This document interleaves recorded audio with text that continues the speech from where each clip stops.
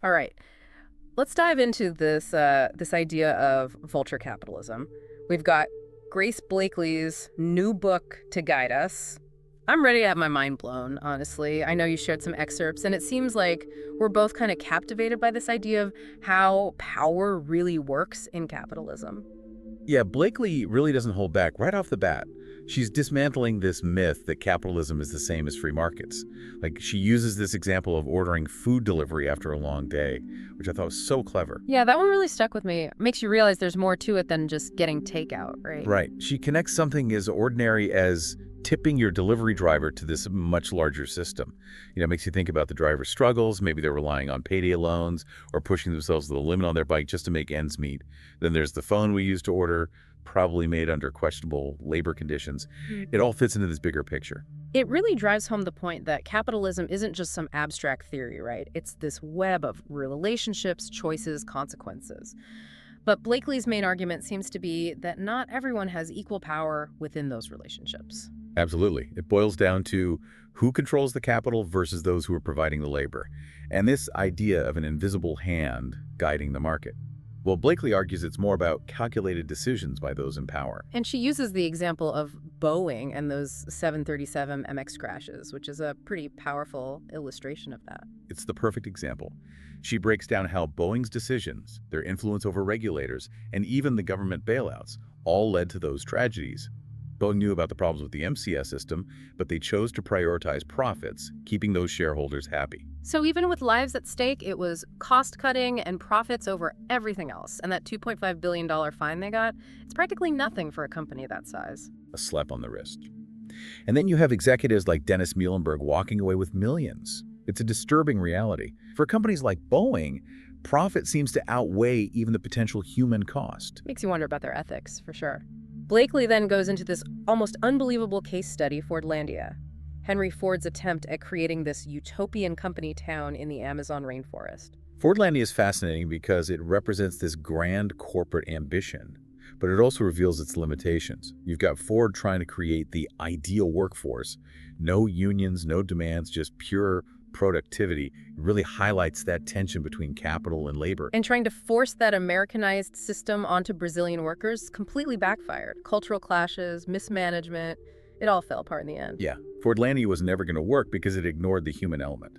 But it's not just an isolated incident. It gives us this glimpse into how corporate power was envisioned and used during that time. So how does this story about a failed utopian town tie into the larger picture of capitalism? Well, Fordlandia represents this peak of corporate control, this idea that companies could create their own worlds, but it also foreshadowed the limits of that power. Don't forget, this was a period when labor movements were gaining momentum. And Ford himself eventually had to make concessions to those movements, right? He couldn't ignore the demands for fair treatment and better conditions. Exactly. Unions were on the rise, governments were stepping in, the landscape was shifting. But what's also interesting is how Ford later became more about finance than actual manufacturing. That fits into the larger narrative, too. Which brings us to the whole concept of financialization, right? Exactly. This transition from making things to making profit through financial markets, credit, debt. It's yet another way that capitalism adapts and concentrates power. So Ford goes from building cars to, through its credit arm, becoming a major player in finance. That's quite a shift. It really exemplifies how capitalism evolves, finding new ways to centralize power. But Blakely argues this power dynamic isn't confined to single companies. It operates globally as well. So we're talking about a system designed to benefit certain nations at the expense of others. Precisely. And that's where she brings in dependency theory. The idea that developed nations, which she calls the core, keep poorer countries, the periphery, underdeveloped. To illustrate this, she uses some pretty compelling examples, like the story of Jacobo Arbenz in Guatemala. Arbenz's story is a stark reminder of how corporations, with the support of powerful governments, can manipulate entire countries. Here you have a democratically elected leader trying to implement land reform because it threatened the United Fruit Company's dominance. What happened? A CIA-backed coup. All because he wanted to empower Guatemalan farmers by giving them land. It really makes you question the relationship between economic interests and democracy. It shows how power operates on a global scale, often with devastating consequences. And it reveals a pattern that unfortunately still exists today. She also goes into this thing called investor-state dispute settlement, or ISDS. Oh yeah, ISDS provisions are a prime example of how corporations wield power globally. So these multinational corporations need legal mechanisms to enforce their influence. Basically, ISDS allows corporations to sue governments over policies that they believe might hurt their profits. Even if those policies are in the best interest of the people or the environment? Exactly. They can challenge environmental regulations, labor laws, anything they see as a threat to their bottom line. It's like giving corporations a veto over democratically elected governments. It makes you wonder, if these systems are so deeply rooted, is there any way to challenge this concentration of power, especially in the financial sector, where it seems particularly daunting? Well, Blakeley doesn't try to downplay the challenges, but she does offer some hope. She argues that by understanding these systems, we can start to imagine and build alternatives. Absolutely, awareness is key. Blakeley reminds us that we're not just passive bystanders in this system, we have agency. But before we get to those glimmers of hope, she really digs into how this power dynamic plays out, especially through what she calls disaster capitalism. Okay, disaster capitalism. That sounds a little ominous. What exactly does she mean by that? It's this idea that crises, whether it's a natural disaster or an economic crash or even a pandemic, they become opportunities for corporations and those in power to advance their agendas. So they're using these moments of instability when people are vulnerable to push through policies that benefit them, even if it means leaving everyone else worse off. Exactly.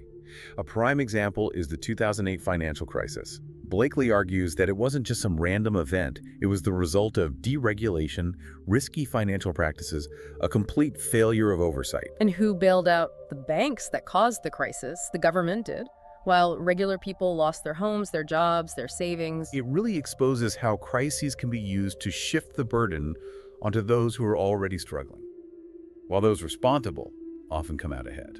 So these crises actually reinforce existing power structures. It's a vicious cycle. Blakeley argues that's a key part of it. It allows the powerful corporations, financial institutions, political elites to tighten their grip, often bypassing democratic processes and putting their interests above the public good.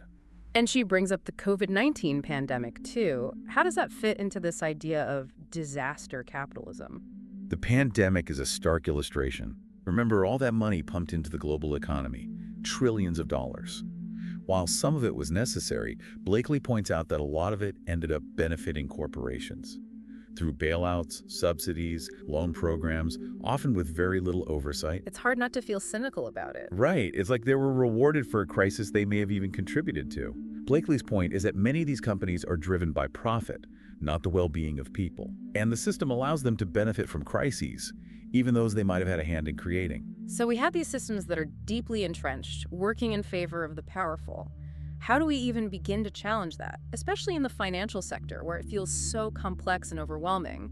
It is complex, but Blakeley's analysis of the international finance system is really eye-opening.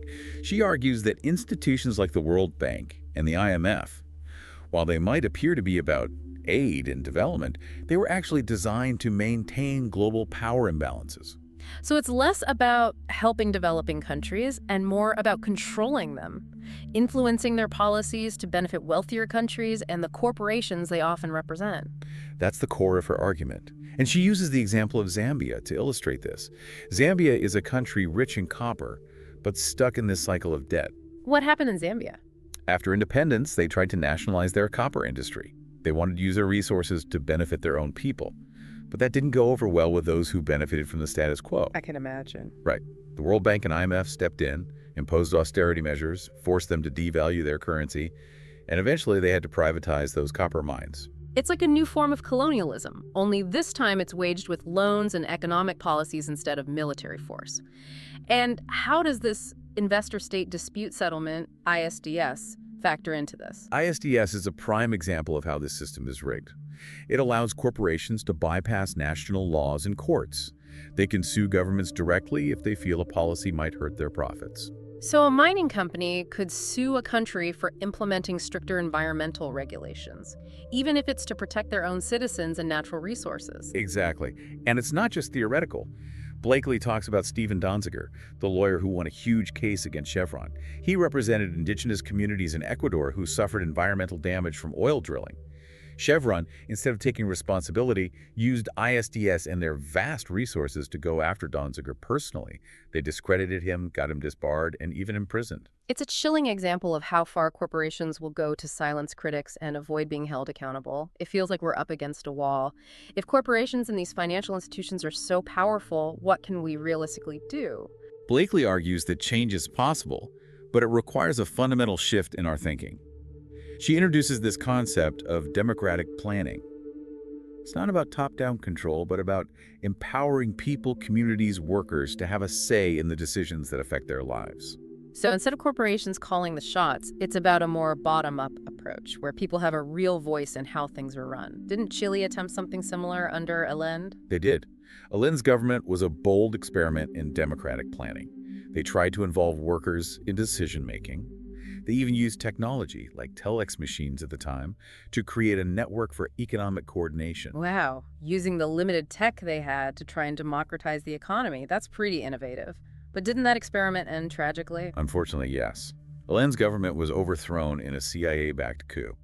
It's a harsh reminder of the forces that oppose change and the lengths they'll go to maintain control. But even though Allende's vision was cut short, it doesn't invalidate the power of those ideas. Are there any successful examples of democratic planning, maybe on a smaller scale? There are.